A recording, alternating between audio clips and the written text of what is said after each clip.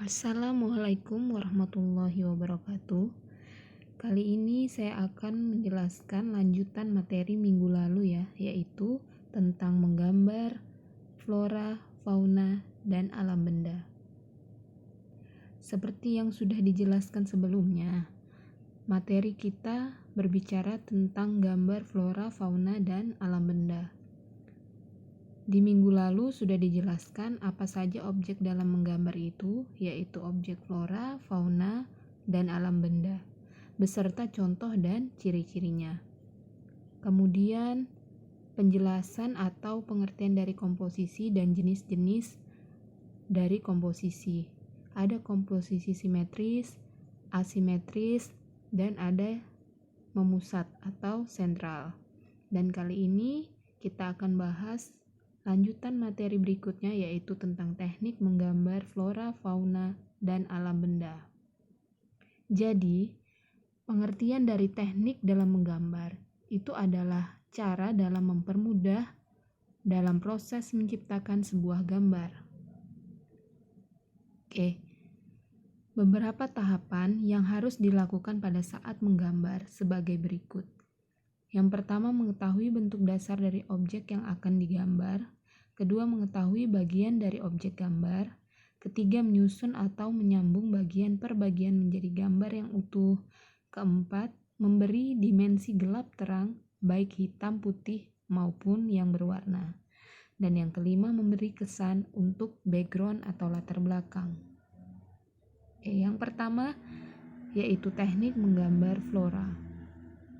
Jadi, bagian flora yang bisa dijadikan sebagai objek dalam menggambarnya itu ada bentuk daun, bunga, dan buah. Nah, di sini ada tahapan atau langkah dalam menggambar flora. Dicontohkan juga di buku paketmu, yaitu cara dalam menggambar bunga Kamboja ya. Jadi yang pertama, gambar sebuah lingkaran untuk pola bunga. Lalu yang kedua, menggambar kelopak bunga yang disesuaikan dengan bentuk aslinya. Dan yang ketiga, beri warna. Nah, contoh lainnya yaitu teknik atau tahapan dalam menggambar bunga mawar.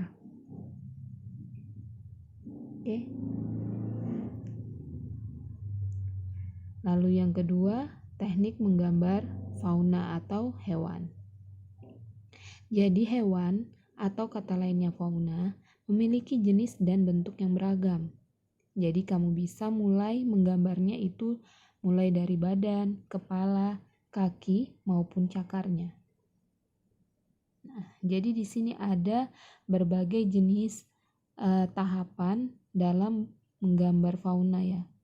Kalau dicontohkan itu bisa dilihat sendiri, ada di buku maupun di pemaparan slide ini. Kemudian yang ketiga, teknik dalam menggambar alam benda. Jadi, menggambar alam benda itu disebut juga menggambar bentuk. Alam benda yang kita ketahui itu ada dua.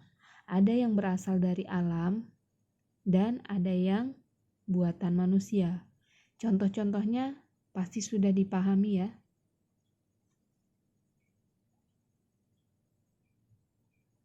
Nah, jadi teknik-teknik dalam menggambar alam benda itu kurang lebih sama seperti teknik dalam menggambar flora dan fauna. Tentunya lebih baik dalam sebelum menggambar itu kita tentukan sketsa. Lalu sub materi berikutnya yaitu tentang alat serta media dalam menggambar. Jadi yang dimaksud alat itu adalah berbagai macam peralatan yang digunakan dalam proses menggambar. Ada bermacam alat dan juga media yang digunakan dalam menggambar. Contohnya itu ada pensil, penghapus, kertas, krayon, pensil warna, arang, dan lain sebagainya.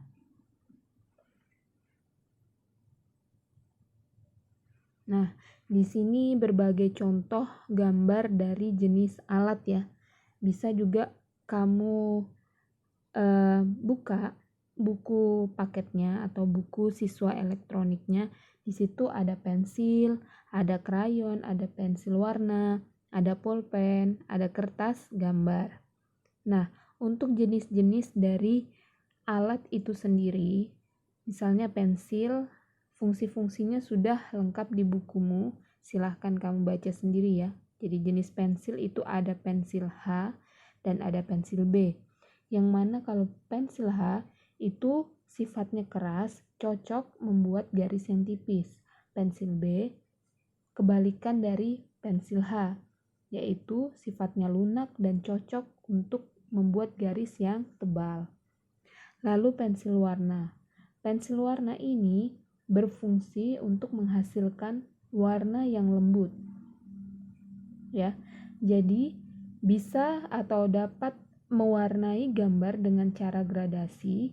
Itu adalah pemberian warna dari arah gelap berlanjut ke arah terang atau sebaliknya. Lalu alat yang lain itu ada krayon.